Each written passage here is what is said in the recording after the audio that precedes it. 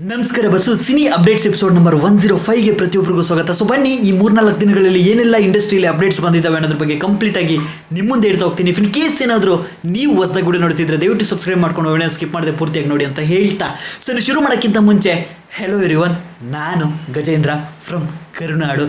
Let's get it to the video.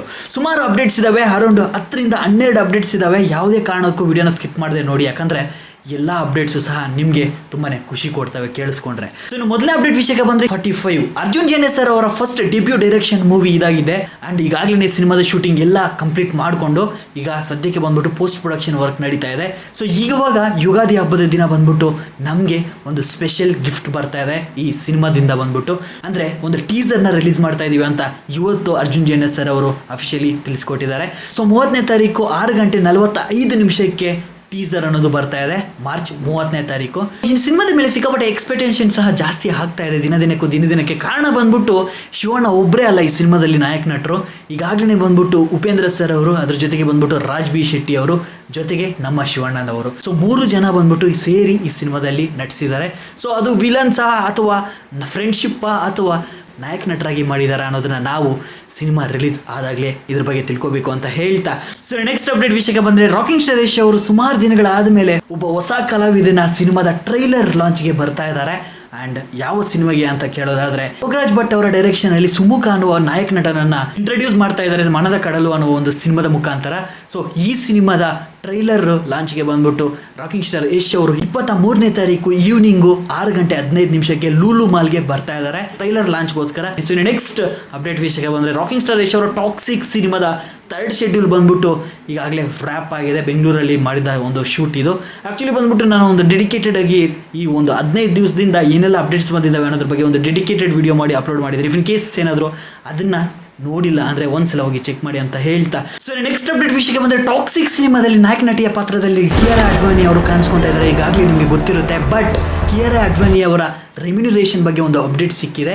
ಕೆಲವೊಂದು ರಿಪೋರ್ಟ್ಸ್ಗಳ ಪ್ರಕಾರ ಸಿಗ್ತಾ ಇರುವಂತಹ ಮಾಹಿತಿ ಬಂದ್ಬಿಟ್ಟು ಕಿಯಾರಾ ಅಡ್ವಾನಿ ಮೇಡಮ್ ಅವರು ಬಂದ್ಬಿಟ್ಟು 15 ಕೋಟಿ ಚಾರ್ಜಸ್ನ ಮಾಡಿದಾರಂತೆ ಈ ಸಿನಿಮಾದಲ್ಲಿ ನಾಯಕ ನಟಿಯ ಪಾತ್ರವನ್ನ ಮಾಡೋದಕ್ಕೋಸ್ಕರ. ಸೊ ನೀವು ಕಮೆಂಟ್ ಬಾಕ್ಸ್ ಅಲ್ಲಿ ಬರೀರಿ, ಟಾಕ್ಸಿಕ್ ಸಿನಿಮಾದ ನಾಯಕ ನಟ ಅಂದ್ರೆ ರಾಕಿಗೆ ಇನ್ನೆಷ್ಟು ಕೋಟಿ ರೆಮ್ಯುನರೇಷನ್ ಕೊಟ್ಟಿರಬಹುದು ಅಂತ ನನ್ಗನ್ಸುತ್ತೆ. ಯಾಕಂದರೆ ಅವರೇ ಕೋ ಪ್ರೊಡ್ಯೂಸರ್, ಸೊ ಅವರು ಅಷ್ಟೇನು ತಗೊಂಡಿರಲ್ಲ ಅಂತ ಅನಿಸುತ್ತೆ, ಅಥವಾ ತಗೊಳ್ದೇನೂ ಇರಬಹುದು ಅಂತ ಅನಿಸುತ್ತೆ.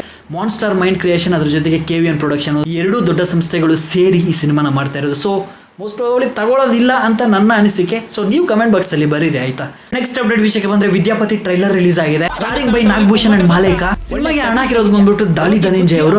ಈ ಸಿನಿಮಾದ ಒಂದು ಸಿನಾಪ್ಸಿಸ್ ನ ಗಮನಿಸ್ತಾ ಇದೆ. Movie will be fun field and action with unexpected twists and turns ಅಂತ ಕೊಟ್ಟಿದ್ದಾರೆ ಸಿನಾಪ್ಸಿಸ್ ಅಲ್ಲಿ. ಸೊ ಫನ್ ಅಂತೂ ಖಂಡಿತವಾಗ್ಲೂ ನಾಗಭೂಷಣ್ ಅವರು ಈ ಥರ ಜನರೇಟ್ ಮಾಡೇ ಮಾಡ್ತಾರೆ. ಡೆಫಿನೆಟ್ಲಿ ಡಾಲಿ ಧನಂಜಯ್ ಅವರು ಸಹ ಈ ಸಿನಿಮಾದಲ್ಲಿ ಇರೋದ್ರಿಂದ ಡೆಫಿನೆಟ್ಲಿ ತುಂಬ ಸಿನಿಮಾ ಚೆನ್ನಾಗಿರುತ್ತೆ ಅಂತ ಅಂದ್ಕೊಳ್ತಾ, ಸೊ ಇನ್ನು ಟ್ರೈಲರು ಫಸ್ಟ್ ಶಾರ್ಟಲ್ಲಿ ನಾಯಕ ನಟಿಯನ್ನು ಇಂಟ್ರಡ್ಯೂಸ್ ಮಾಡಿರುವಂತಹ ವಿಧಾನ ನೋಡ್ತಾ ಇದ್ರೇ ಗೊತ್ತಾಗ್ತಾ ಇದೆ. ಸೊ ಹೀರೋಯಿನ್ ಪಾತ್ರ ಒಂದು ಸಿನಿಮಾ ಇಂಡಸ್ಟ್ರಿಯಲ್ಲಿ ವರ್ಕ್ ಮಾಡ್ತಾ ಇರ್ತಾರೆ.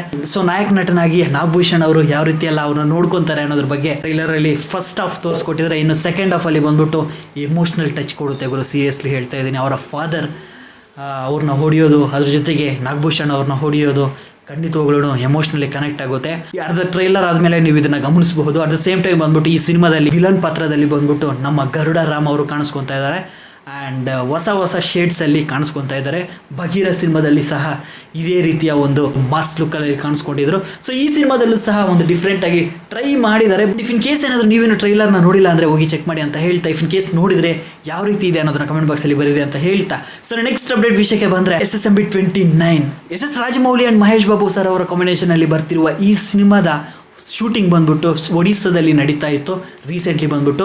ಸೊ ಇವಾಗ ಸಿಗ್ತಿರುವಂಥ ಮಾಹಿತಿ ಪ್ರಕಾರ ಒಡಿಸ್ಸಾದಲ್ಲಿ ಏನು ಶೂಟ್ ಮಾಡ್ತಾ ಇದ್ರು ಆ ಶೆಡ್ಯೂಲ್ ಬಂದ್ಬಿಟ್ಟು ವ್ರ್ಯಾಪ್ ಆಗಿದೆ ಅಂತ ಮಾಹಿತಿ ಬರ್ತಾ ಇದೆ. ಸೊ ನೆಕ್ಸ್ಟ್ ಶೆಡ್ಯೂಲ್ ಎಲ್ಲಿ ಸ್ಟಾರ್ಟ್ ಆಗುತ್ತೆ, ಯಾವಾಗ ಶುರು ಆಗುತ್ತೆ ಅನ್ನೋದ್ರ ಬಗ್ಗೆ ಮುಂದಿನ ದಿನಗಳಲ್ಲಿ ಮಾತಾಡೋಣ ಅಂತ ಹೇಳ್ತಾ, ಸೊ ನೆಕ್ಸ್ಟ್ ಅಪ್ಡೇಟ್ ವಿಷಯಕ್ಕೆ ಬಂದರೆ ರಾಜಾ ಸಾಬ್ ಪ್ರಭಾಸ್ ಸರ್ ಅವರು ನಾಯಕ ನಟನಾಗಿ ಮಾಡುತ್ತಿರುವ ಈ ಸಿನಿಮಾದ ಶೂಟಿಂಗ್ ಬಗ್ಗೆ ಕೆಲವೊಂದು ಅಪ್ಡೇಟ್ಸ್ ಬಂದಿದ್ದಾವೆ. ಅಟ್ ದ ಸೇಮ್ ಟೈಮ್ ಬಂದ್ಬಿಟ್ಟು ಸಾಂಗ್ಸ್ ಬಗ್ಗೆನೂ ಕೆಲವೊಂದು ಅಪ್ಡೇಟ್ಸ್ ಬಂದಿದ್ದಾವೆ. ಮೊದಲನೇದಾಗಿ ಬಂದ್ಬಿಟ್ಟು ಸಿನಿಮಾದ ಟೀಸರು ಆದಷ್ಟು ಬೇಗ ಬರುತ್ತೆ ಅನ್ನೋ ಒಂದು ಮಾಹಿತಿ ಸಿಕ್ಕಿದೆ. At the same time 10 to 15 days talkie portion and patch works ಬಾಕಿ ಇದೆಯಂತೆ. ಅದ್ರ ಜೊತೆಗೆ 4 ಸಾಂಗ್ಸು ಶೂಟ್ ಮಾಡೋದು ಬಾಕಿ ಇದೆಯಂತೆ. ಸೊ ಅರೌಂಡ್ 40 to 45 ಡೇಸ್ ಒಳಗಡೆ ಶೂಟಿಂಗ್ ಎಲ್ಲ ಮುಗಿಸ್ಕೊಡ್ತೀವಿ ಅಂತ ಒಂದು ಮಾಹಿತಿನ ಕೊಟ್ಟಿದ್ದಾರೆ. ಆಕ್ಚುಲಿ ಬಂದ್ಬಿಟ್ಟು ಈ ಸಿನಿಮಾಗೋಸ್ಕರ ಸುಮಾರು ದಿನಗಳ ಹಿಂದೆನೆ ಟ್ಯೂನ್ಸ್ ಅಂಡ್ ಸಾಂಗ್ಸ್ ನ ರೆಡಿ ಮಾಡಿದ್ರಂತೆ. ಬಟ್ ಇವಾಗ ಯಾಕೋ ಆ ಸಾಂಗ್ಸ್ ಅಂಡ್ ಟ್ಯೂನ್ಸ್ ಬಂದ್ಬಿಟ್ಟು ಇನ್ನಷ್ಟು ಅಪ್ಗ್ರೇಡ್ ಮಾಡಬೇಕು ಅಂತ ಅನಿಸ್ತಂತೆ ಇವರಿಗೆ. ಅದಕ್ಕೋಸ್ಕರನೇ ಡೆಫಿನೆಟ್ಲಿ ನನ್ನ ಬೆಸ್ಟ್ ನ ಕೊಡಬೇಕು ಅನ್ನೋದಕ್ಕೋಸ್ಕರ ಹೊಸದಾಗಿ ರೀವರ್ಕ್ ಮಾಡ್ತಾ ಇದ್ದೀನಿ ಅಂತ ಸ್ವತಃ ತಮನ್ ಸರ್ ಅವರೇ ಇದ್ರ ಬಗ್ಗೆ ಇಂಟರ್ವ್ಯೂದಲ್ಲಿ ಹೇಳ್ಕೊಂಡಿದ್ದಾರೆ. ಸೊ ನೋಡೋಣ, ಇಫ್ ಇನ್ ಕೇಸ್ ಏನಾದ್ರು ಇನ್ನಷ್ಟು ಅಪ್ಡೇಟ್ಸ್ ಬಂದ್ರೆ ಖಂಡಿತ ನಿಮಗೆ ತಿಳಿಸ್ಕೊಡ್ತೀನಿ ಅಂತ ಹೇಳ್ತಾ, ಸೊ ನೆಕ್ಸ್ಟ್ ಅಪ್ಡೇಟ್ ವಿಷಯಕ್ಕೆ ಬಂದ್ರೆ ಪೃಥ್ವಿರಾಜ್ ಸರ್ ಅವರ ಡೈರೆಕ್ಷನ್ ಅಲ್ಲಿ ಮಲಯಾಳಂ ಇಂಡಸ್ಟ್ರಿಯಿಂದ one of the biggest movie trailer release ಆಗಿದೆ. L2 ಎಂಪರರ್ ಅಂತ. ಮಾರ್ಚ್ 27ನೇ ತಾರೀಕು ವರ್ಲ್ಡ್ ವೈಡ್ ರಿಲೀಸ್ ಆಗ್ತಾ ಇದೆ. It's A PAN India cinema. At the same time ನಮ್ಮ ಕರ್ನಾಟಕದ ಡಿಸ್ಟ್ರಿಬ್ಯೂಷನ್ ರೈಟ್ಸ್ ಬಂದ್ಬಿಟ್ಟು ಹೊಂಬಾಲೆ ಪ್ರೊಡಕ್ಷನ್ ಅವರು ತಗೊಂಡಿದ್ದಾರೆ. ಈಗಾಗಲೇ ನಿಮಗೆ ಗೊತ್ತಿರುತ್ತೆ, ಸಲಾರ್ ಸಿನಿಮಾದಲ್ಲಿ ಪೃಥ್ವಿರಾಜ್ ಅವರು ಮಾಡಿದ್ದಾರೆ. ಆಲ್ಮೋಸ್ಟ್ ಅವರ ಫ್ಯೂಚರ್ ಸಿನಿಮಾಗಳನ್ನ ಸಹ ಹೊಂಬಾಲೆ ಪ್ರೊಡಕ್ಷನ್ ಅವರೇ ಡಿಸ್ಟ್ರಿಬ್ಯೂಟ್ ಮಾಡ್ತಾರೆ ಅಂತ ನನ್ನ ಅನಿಸಿಕೆ. ಸೊ ನೋಡೋಣ. ಅಂಡ್ ಇನ್ನು ಟ್ರೈಲರ್ ವಿಷಯಕ್ಕೆ ಬಂದ್ರೆ ಲೋ ಬಜೆಟ್ ಅಲ್ಲಿ ಅತಿ ದೊಡ್ಡ ವಿಜುವಲ್ಸ್ ಗ್ರ್ಯಾಂಡಿಯಲ್ಲಿ ತೋರಿಸೋದಕ್ಕೆ ಮಲಯಾಳಂ ಇಂಡಸ್ಟ್ರಿ ಎತ್ತಿದ ಕೈ ಅಂತಾನೆ ಹೇಳ್ತೀರಿ. ಸೊ ಅದೇ ರೀತಿ ಈ ಸಿನಿಮಾದಲ್ಲೂ ಸಹ ಹೈ ಸ್ಕೇಲ್ ಅಲ್ಲೇ ತೋರಿಸ್ತಾ ಇದ್ದಾರೆ. ಅಟ್ ದ ಸೇಮ್ ಟೈಮ್ ಬಂದ್ಬಿಟ್ಟು ಇದೊಂದು political under world mafia story ಅಂತ ಅನಿಸ್ತಾ ಇದೆ. ಅದ್ರ ಜೊತೆಗೆ ಬಂದ್ಬಿಟ್ಟು ಮೋಹನ್ ಲಾಲ್ ಅವರು ಈ ಸಿನಿಮಾದಲ್ಲಿ 2 ಶೇಡ್ಸ್ ಅಲ್ಲಿ ಕಾಣಿಸ್ತಾ ಇದ್ದಾರೆ. ಅಟ್ ದ ಸೇಮ್ ಟೈಮ್ ಬಂದ್ಬಿಟ್ಟು ಪೃಥ್ವಿರಾಜ್ ಸರ್ ಅವರು ಸಹ ಈ ಸಿನಿಮಾದಲ್ಲಿ ನಟಿಸಿದ್ದಾರೆ. ಇಫ್ ಇನ್ ಕೇಸ್ ಏನಾದ್ರು ನೀವು ಇನ್ನು ಟ್ರೈಲರ್ನ ನೋಡಿಲ್ಲ ಅಂದ್ರೆ ಒಂದ್ಸಲ ಹೋಗಿ ಚೆಕ್ ಮಾಡಿ. At the same time booking ಸಹ ಓಪನಿಂಗ್ ಆಗಿದ್ದಾವೆ. ಬುಕ್ ಮಾಡಿಕೊಂಡು ಸಿನಿಮಾನ ನೋಡಿ ಅಂತ ಹೇಳ್ತಾ ಕನ್ನಡದಲ್ಲೂ ಸಹ ರಿಲೀಸ್ ಆಗ್ತಾ ಇದೆ.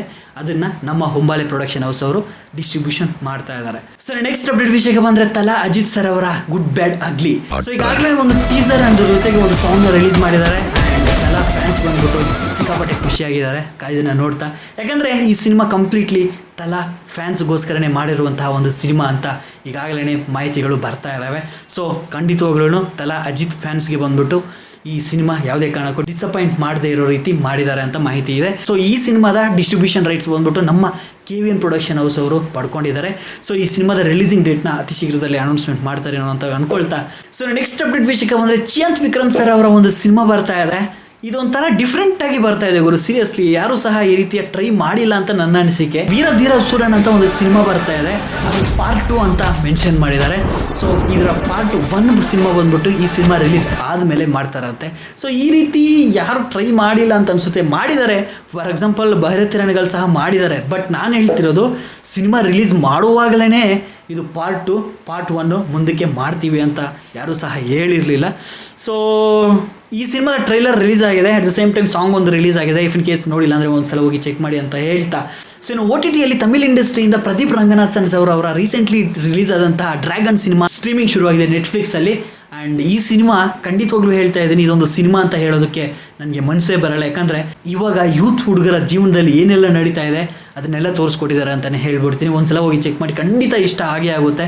ಪ್ರತಿಯೊಬ್ಬ ಮಿಡಲ್ ಕ್ಲಾಸ್ ಹುಡುಗನು ಪ್ರತಿಯೊಬ್ಬನಿಗೂ ಇಷ್ಟು ಕನೆಕ್ಟ್ ಆಗೇ ಆಗುತ್ತೆ. ಯಾಕಂದರೆ ಆ ಸಿನಿಮಾ ನೋಡ್ತಾ ಇರಬೇಕಾದ್ರೆ ನಮಗೆ ಅನಿಸ್ಬಿಡುತ್ತೆ, ಸೊ ಓಕೆ ಇದು ಸಹ ನಮ್ಮ ಜೀವನದಲ್ಲಿ ಆಯ್ತಲ್ವಾ ಅಂತ ಅನಿಸುತ್ತೆ. ಒಂದ್ಸಲ ಚೆಕ್ ಮಾಡಿ ಅಂತ ಹೇಳ್ತಾ, ಸೊ ಇನ್ನು ನಮ್ಮ ಕನ್ನಡ ಇಂಡಸ್ಟ್ರಿಯಿಂದ ಬಂದ್ಬಿಟ್ಟು ನವೀನ್ ಶಂಕರ್ ಸರ್ ಅವರು ನಾಯಕ ನಟನಾಗಿ ಮಾಡಿರುವ ನೋಡಿದವರು ಏನಂತಾರೆ ಅನ್ನೋ ಒಂದು ಸಿನಿಮಾ ಬಂದ್ಬಿಟ್ಟು ಅಮೆಝಾನ್ ಪ್ರೈಮ್ OTT ಪ್ಲಾಟ್ಫಾರ್ಮಲ್ಲಿ ಸ್ಟ್ರೀಮಿಂಗ್ ಶುರುವಾಗಿದೆ ಇವತ್ತಿನಿಂದ.